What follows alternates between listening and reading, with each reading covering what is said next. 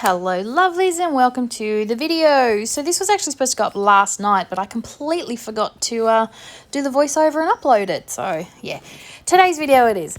So this is just a quick art journal video, like a really quick one. I just wanted to play with some paint.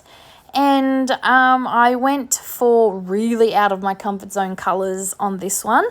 My go-tos are the darker colours, the blues, the greens, the blacks, the reds.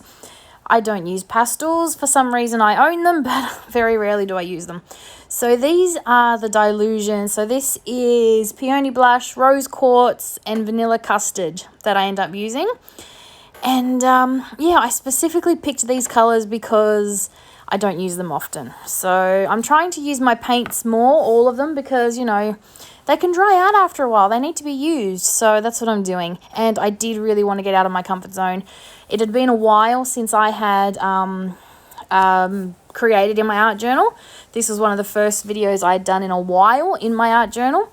And specifically, I did want to, yeah, try something new with my colours.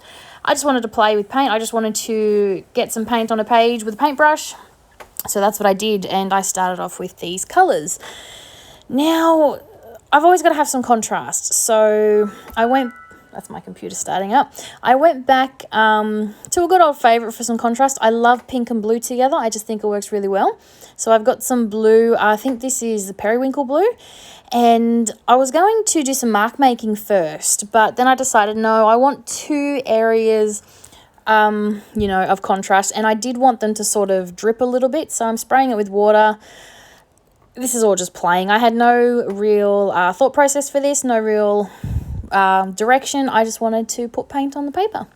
Yes, I did use a paintbrush as well, which is not like me either, but, you know, sometimes I do like to just get a paintbrush, get some paint, and just see where I go.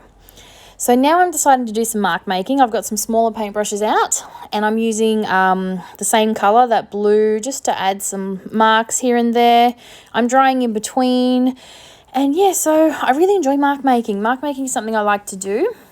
I don't do it enough, I don't think. But yeah, so I get a few different paintbrushes and a few different tools out to make my marks. I wanted not there yet. So I'm just adding some black now with another sized paintbrush to do some dots. And then I wanted a small circle just to have an outline, but I couldn't be bothered trying to find. I probably own the right size that I'm looking for in a stamp somewhere, but instead I literally went to my supplies behind me, pulled the lid off of a, I think it's a Tim Holtz collage sheet tube, and then I used that. So, you know, you don't need stamps or stencils or anything. I've done this with paintbrushes and just tools I have behind me. So, you know, just random. Look on your desk. I'm sure you'll find you've got a circle somewhere, a lid, or a tape, you know, like a washi tape spool. Or if you look around, you'll probably have a lot of different shapes without having to get into the stencils or the stamps. Yes, I do add a stamp now because, well, I just felt like it. This is just a stitched line stamp that I had. Again, I'm using paint. I do like to use paint on my stamps. It doesn't give you as clean and a crisp image if you put too much paint on or if you roll it too much. But for an art journal page, I like that. I find it just adds to the whole mismatch, grungy feel.